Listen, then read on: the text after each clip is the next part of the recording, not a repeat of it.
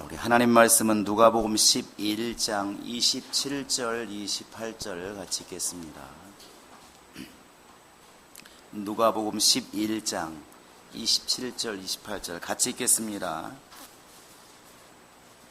시작.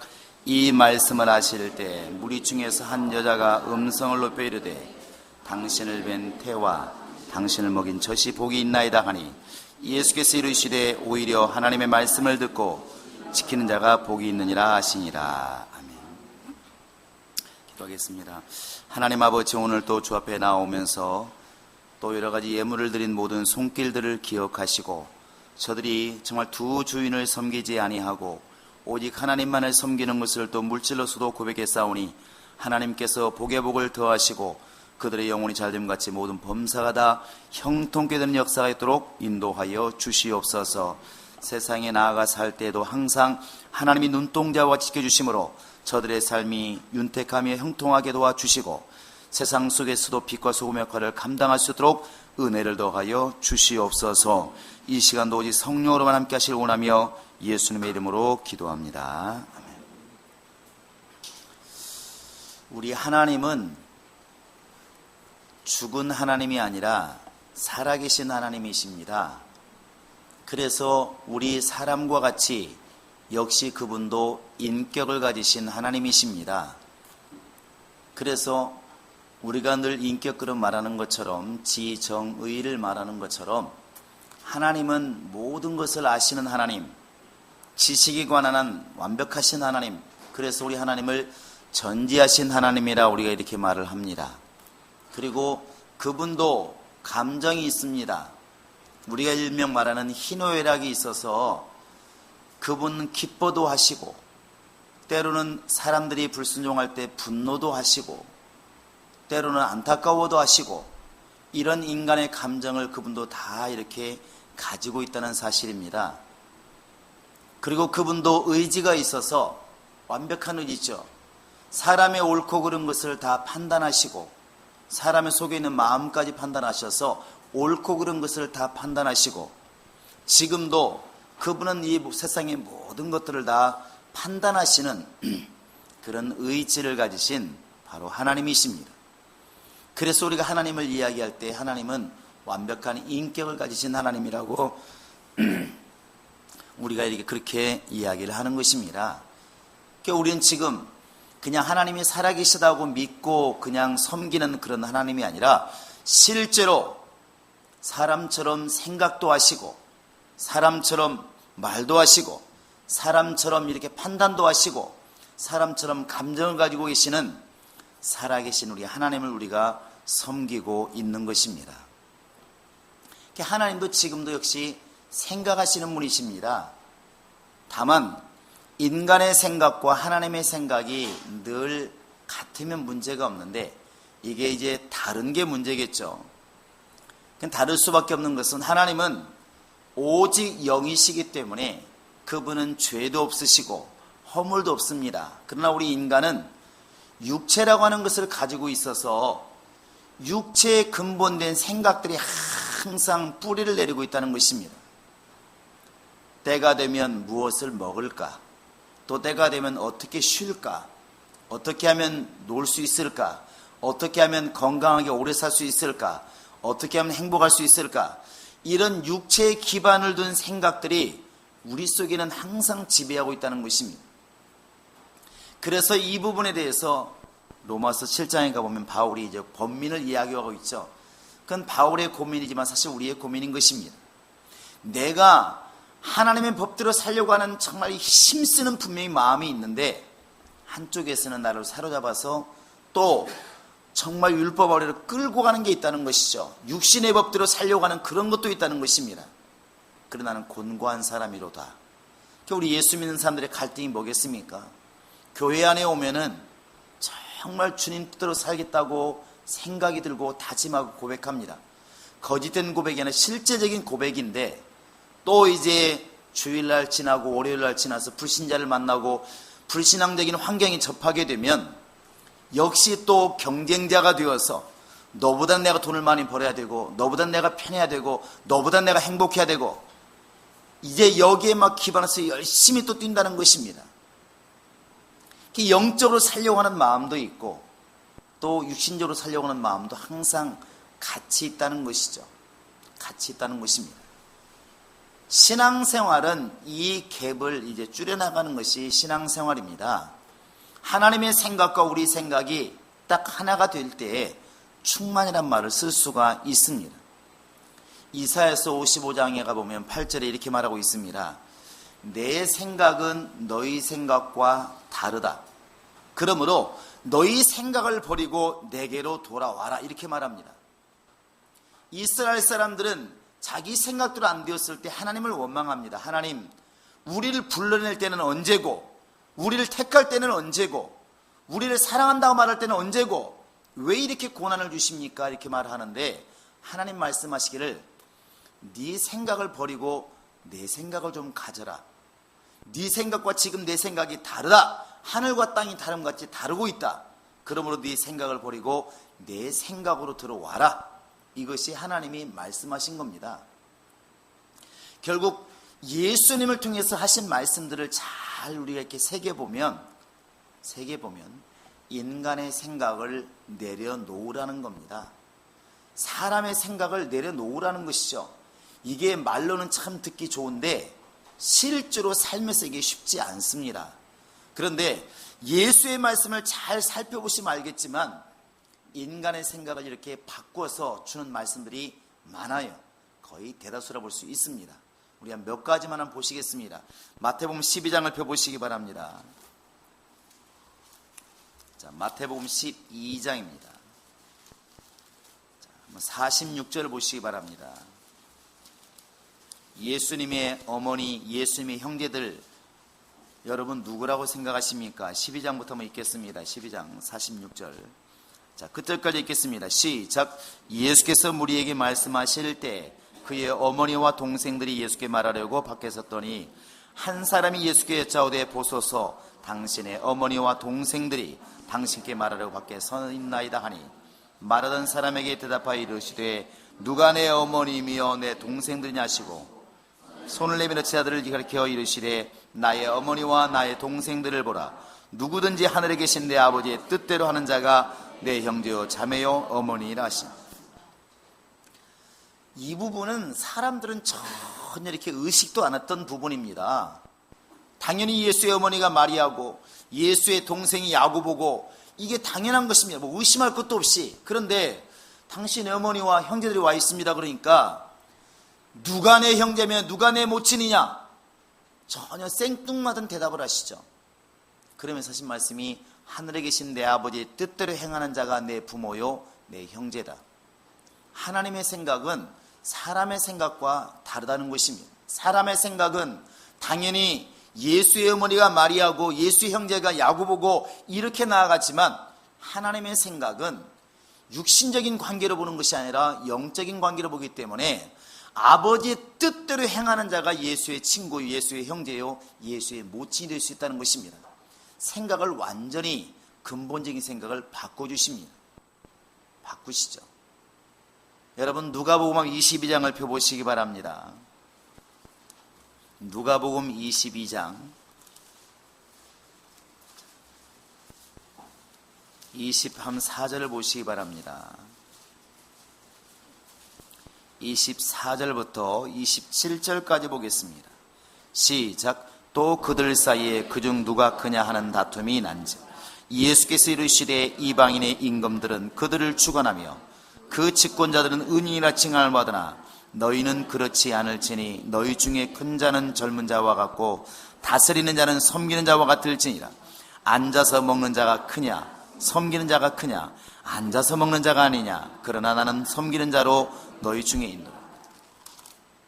이것도 사람들이 생각도 안 하는 부분입니다. 여러분 잔치집에서 앉아 먹는 사람이 큰 사람이겠습니까? 그 사람에게 음식을 날라주는 사람이 큰 사람이겠습니까? 세상 법칙은 이걸 묻지도 않습니다. 당연한 것이니까. 당연히 사장이 있고 종업원이 있으면 사장이 앉아서 밥을 먹지 종업원이 앉아서 밥을 먹는 것이 아니라는 것이죠. 이건 뭐 물어볼 것도 없고 생각할 것도 없습니다. 당연한 것이니까. 근데 예수님께서는 이것을 뒤집습니다. 하나님의 생각은 이 땅에서 섬기는 자가 큰 자다. 너희는 지금 앉아서 먹는 사람이 큰 자라고 그렇게 배웠고 알고 있고 느꼈을지 모르겠지만 하나님의 나라에서는 오히려 섬기는 자가 큰 자다. 그래서 지금 내가 너희들에게 대접받는 것이 아니라 너희를 섬기는 자로 여기노라 이렇게 말합니다. 인간의 생각을 확실히 이렇게 바꿔주십니다. 이 말을 듣고 우리의 생각이 변화가 없으면 우리는 여전히 예수의 말을 듣지만 세상 사람인 것이고, 이런 말을 들어가면서 우리 생각을 하나님의 생각으로 바꿔나가기 시작하면 우리는 분명히 주님의 사람이 맞습니다.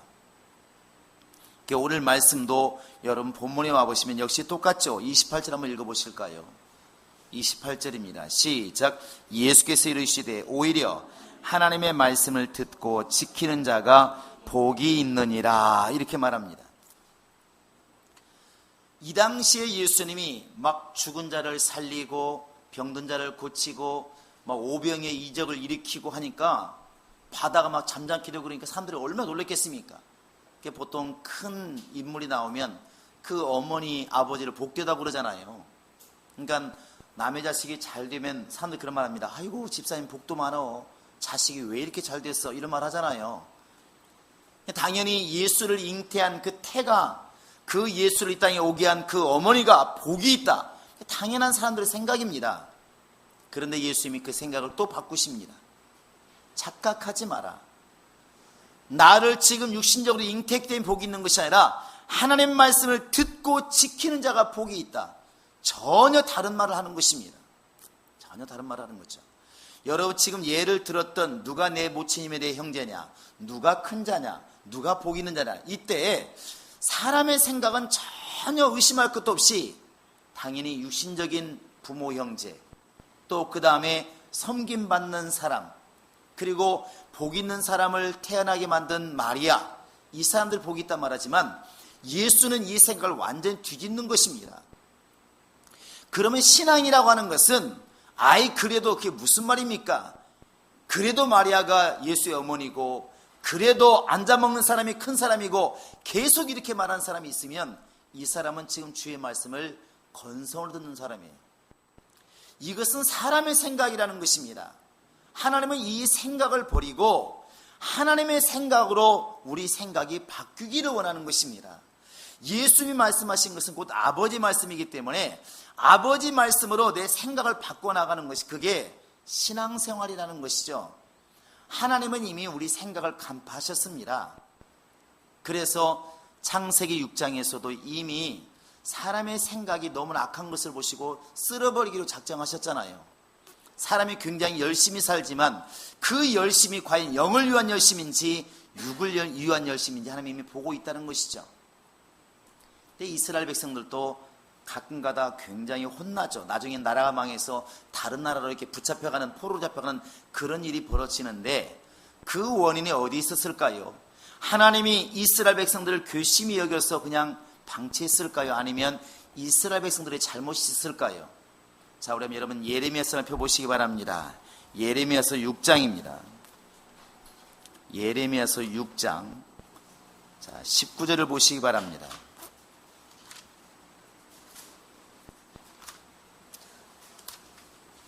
예레미야서 구약성경 6장 19절입니다. 구약성경 1060페이지입니다. 자, 19절 한번 읽어보시겠습니다. 시작. 땅이여 들으라. 내가 이 백성에게 재앙을 내리니 이것이 그들의 생각의 결과라. 그들이 내 말을 듣지 아니하며 내 율법을 거절하였음이니라. 자, 하나님이 이스라엘 땅에 그렇게 젖과 꿀이는 가나안 땅, 약속의 땅에 저주를 내리시는데 그 원인이 뭐냐? 미워서도 아니고 다른 요인도 아니고 내 백성의 생각의 결과라. 이스라엘 백성들의 생각이 얼마나 하나님과 떠나 있으면 하나님께서 징계를 내리신다는 것입니다. 그 생각의 결과라. 그 생각의 결과가 뭐냐면 결국 하나님 말씀을 듣지 않고 하나님 법을 떠난 겁니다. 내 마음대로 살겠다는 것이고 육신대로 살겠다는 것이고 땅의 끝을 위해서 산다고 하는 것이죠. 이렇게 사람의 생각은 하나님의 진노를 일으킨다는 사실입니다. 그래서 우리 생각을 주님 앞에 굴복시키는 것이 진정한 싸움인 것이고, 우리 생각을 내려놓는 것이 그게 신앙생활 잘하는 것입니다. 이것을 뼈저리게 경험한 게 누구냐면 바로 베드로예요. 여러분 베드로 잘 아시나요? 잘 아십니까? 어떻게 알고 계시나요? 어떻게 알고 계시나요? 예수님의 수지자 이런 분도 계시고, 예수를 계속 부인한 아주 이상한 사람, 다혈질인 사람, 그러나 열심히 있는 사람, 별말을 다 하겠죠. 근데 그 베드로가 어부입니다. 어부. 기본적인 그 직업이 어부예요.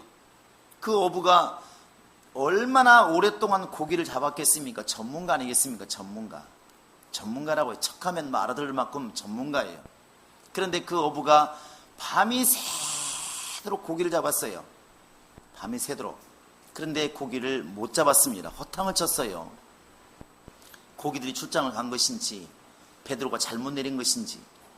그런데 새벽녘이 되어서 이제는 터덜터덜 힘들어서 그물을 거둘 때쯤 되었는데 누가 오셨나요? 주님이 오셨어요. 오셔서 말씀하십니다. 고기 많이 잡았냐? 못 잡았어요. 아, 힘들어 죽겠어요. 야, 그물을 오른편 깊은 곳에 던져라, 이렇게 말합니다. 이게 베드로가 뭐라고 말하나요?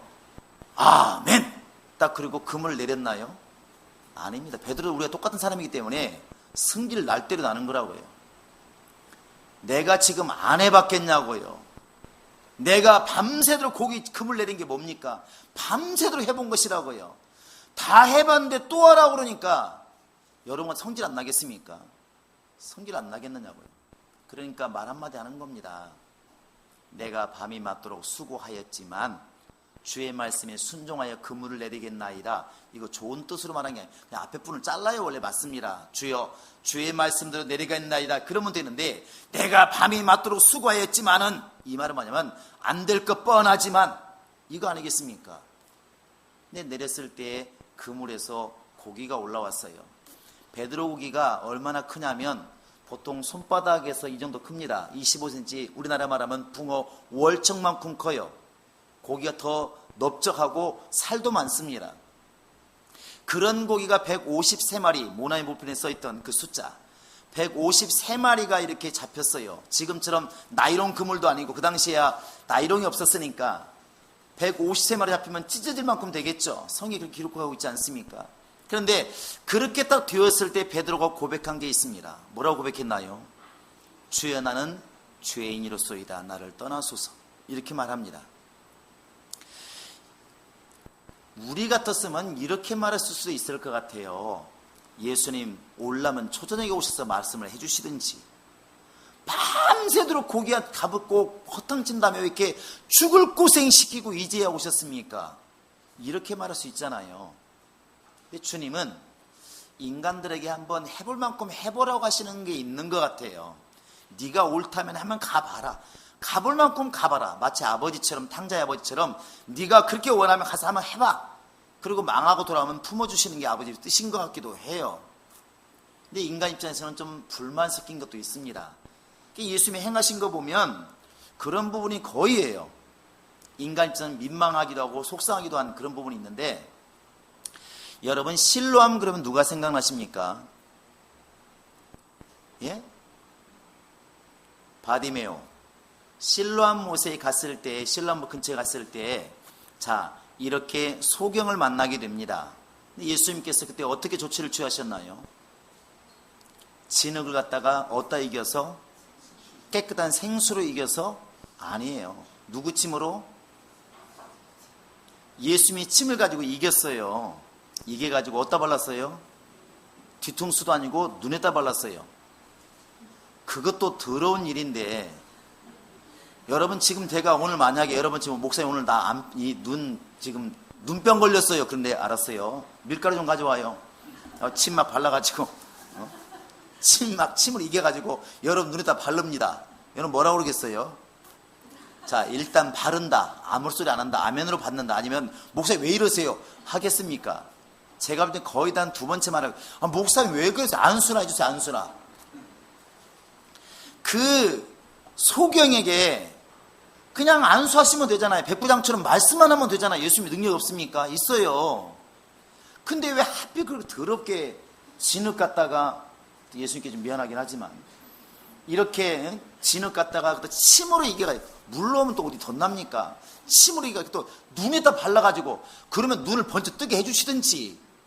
뭐라 말씀하십니까? 네 발로 가서 씻으라. 옆에가 아닙니다. 한참 걸어가야 됩니다. 그러면 여러분 같으면 목사가 지금 성경이니까 아무 소리 안 하지, 목사가 그렇게 시켰으면 뭐라고 말하겠습니까? 여러분이 밀가루로 목사 침 발라가지고 눈에다 바른 다음에 말합니다. 지금 우리 집만큼 또 10분만큼 떨어졌는데 저희가 씻고 오세요. 그럼 뭐라고 그랬어요? 아니, 목사님 그렇게 정이 없냐고, 그렇게 사려가 없냐고, 목사님 그 사람 소경 아니냐고. 그럼 목사님이 좀 같이 데리고 가면 안 됩니까? 목사님 그렇게 바쁩니까? 요즘 교회들은 그러더라고. 같이 가주면 안 됩니까? 아니면 집사님 붙여가지고 같이 데리고 가주면 안 되겠습니까? 베드로 붙여가지고 야 같이 갔다 와, 씻고 와라, 그러면 안 되겠습니까? 예수는 그렇게 하지 않았어요. 사람에게 무엇을 요구하냐면 진심으로 주의 말씀을 신뢰하고 따라가기를 원하는 것이 하나님의 마음이라는 것입니다. 신앙생활은 내 생각을 버리지 않으면 절대로 안 되는 것 같아요. 지금 우리가 인간 입장에서 따지고 달라드는 게 다 뭐냐면 인간의 생각이라는 것입니다. 이것뿐인가요? 참 이해가 안 되는 것도, 네 명이 이게 그 들것에 메고 온 누구예요? 중풍병자예요. 중풍병자 지금 제대로 못 걷습니다. 그런데 예수님이 그 사람에게서 뭐라 말씀하시면 네 죄의 사함 받았느니라 이렇게 말씀하시면서 침상을 들고 일어나 걸어가라 이렇게 말을 해요. 이 말을 우리는 그냥 은혜로 받으니까 아무 문제가 없는데, 믿음으로 받으니까 아무 문제 없는데, 사실 인간 입장에서 보면 할 말이 많습니다. 그 사람이 혼자 걸어갈 수 있었으면 뭐하러 친구들이 메고 왔겠습니까? 그래요, 안 그래요? 여러분 믿음이 좋아서 말 안 듣는 모양인데 저 같으면 따질 일이 참 많습니다. 그리고 아니 그 아픈 사람한테 그냥도 아니고 자기 침상을 들고 걸어가라니 그게 말이 됩니까? 고쳐줘서 이렇게 세워놓은 다음에 건강해진 다음에 가라면 누가 인정하지만 아픈 사람한테 걸어가라니 말이 되겠습니까? 근데 주님이 그렇게 말씀하시는 거예요. 그런데 그 말씀들을 했더니 되더라는 것이죠. 하나님 무엇을 요구하시느냐? 주의 말씀에 신뢰를 두고 믿음을 두고 내 생각을 내려놓기를 원하시는 것입니다. 사람의 생각은 내버려 두면 악한 데로 가게 되어 있습니다. 그 참 신기해요. 안 그런 것처럼 보이지만 사람은 태어나면서부터 원래 마귀의 생각을 가지고 기본적으로 태어났기 때문에 봤습니다. 제가 보니까 그 갓난 아이들 있잖아요. 못 걷는 아이들 유모차를 붙여놓으니까 거기서도 싸우더만. 야, 그거 신기하대요.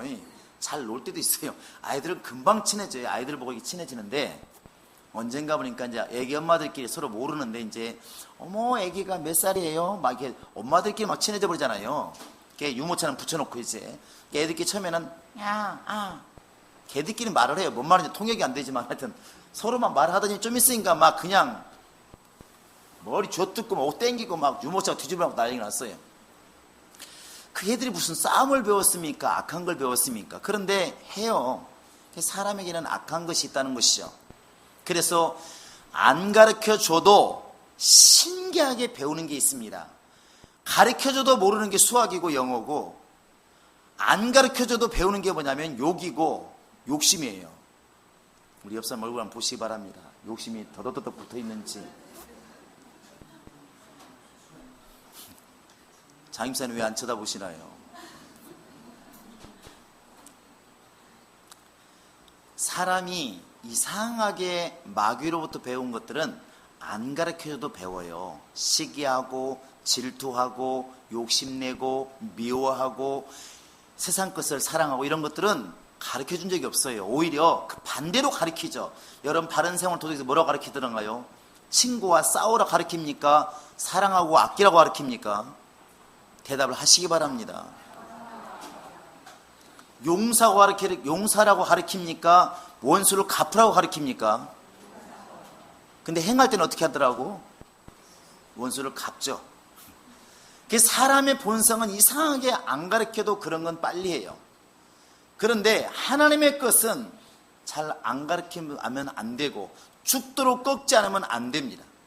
주님께서 하나님의 생각과 우리 생각이 있을 때 이 생각을 내려놓기를 지금도 기다리시는 것입니다. 왜 그러냐면 하나님의 생각은 안 좋은 것처럼 보여도 결국은 좋다는 것이죠. 그걸 가장 하나님의 속마음을 이렇게 드러낸 게 뭐냐면 예레미야서 29장입니다. 한번 여러분 보시기 바랍니다. 예레미야서 29장. 예레미야서 29장을 이렇게 펴보시기 바랍니다.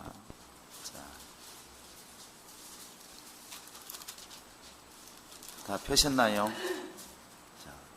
예레미야서 29장 한번 11절을 한번 볼까요? 자, 시작. 여호와의 말씀이니라. 너희를 향한 나의 생각을 내가 아나니 평안이요 재앙이 아니니라. 너희에게 미래와 희망을 주는 것이니라. 하나님이 속마음을 얘기했어요.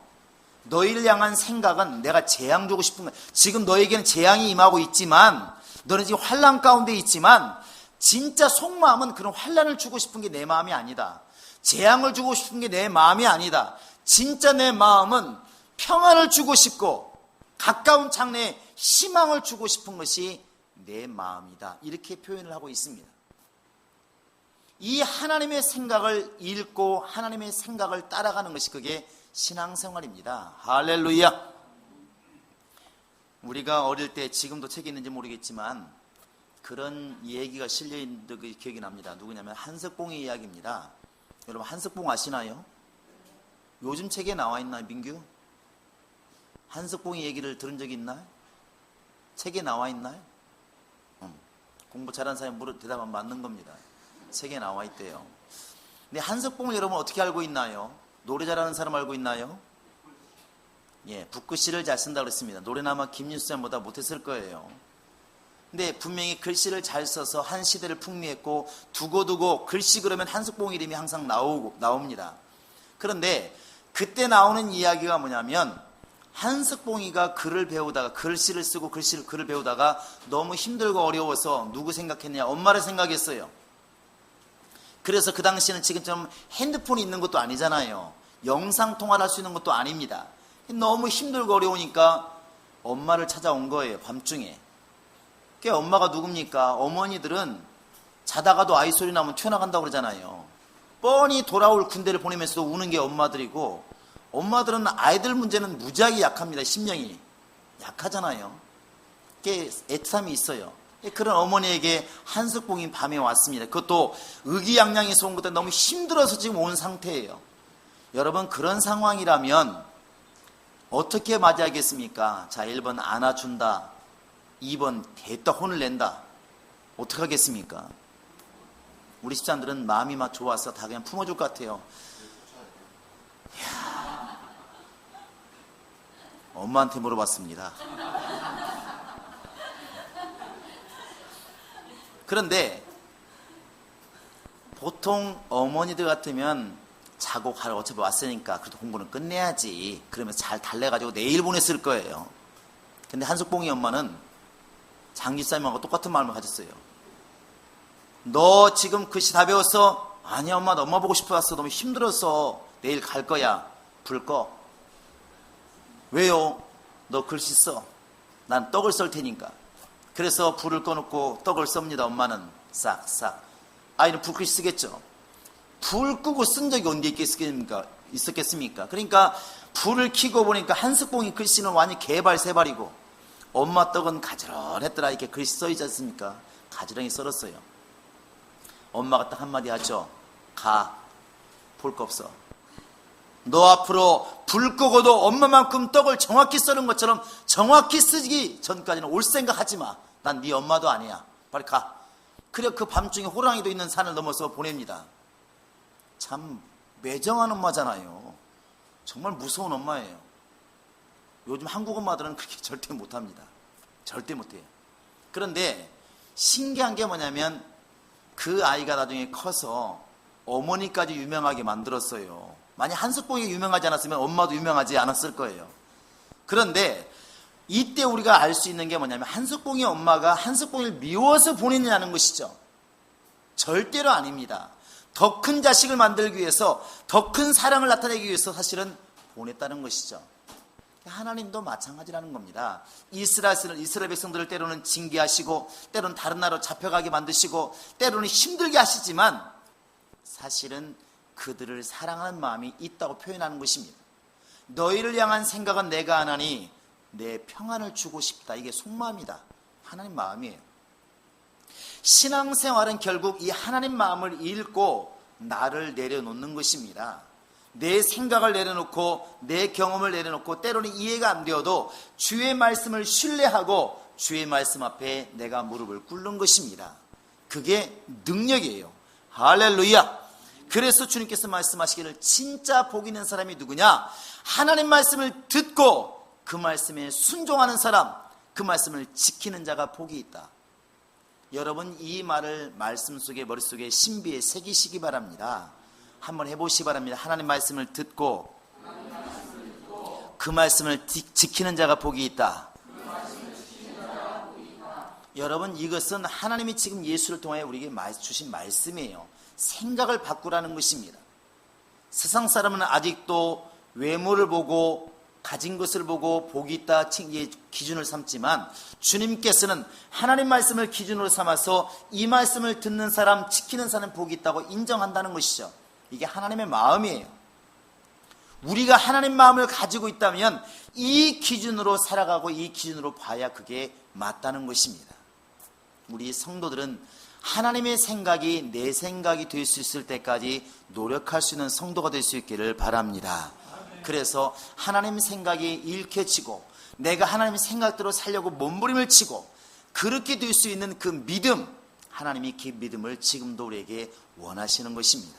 여러분 하나님 말씀을 듣고 순종하는 자가 되어서 진정으로 복 있는 자가 될 수 있기를 바라고, 잠시 동안 피곤하고 어려운데도 불구하고 그물을 내리라고 말씀하신 그 말씀이 야속할지 몰라도 그 말씀대로 살아갈 때 반드시 내가 노력해서 얻지 못한 그것을 하나님은 예배하고 있다는 사실을 깨달아 할 수 있기를 주의 이름으로 축원합니다. 이 시간 우리가 같이 한번 기도하시겠습니다.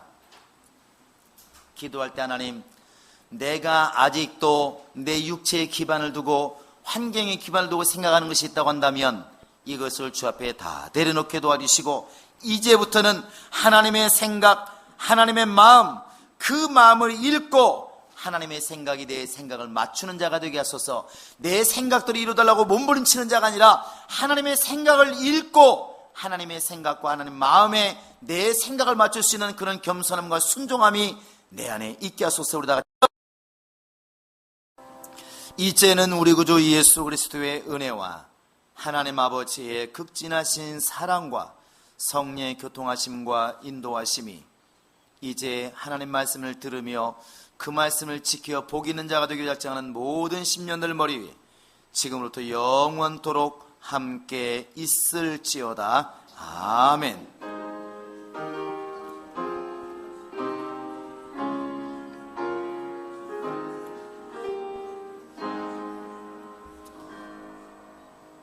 우리 예배를 받으신 우리 하나님께 모든 영광 돌리겠습니다.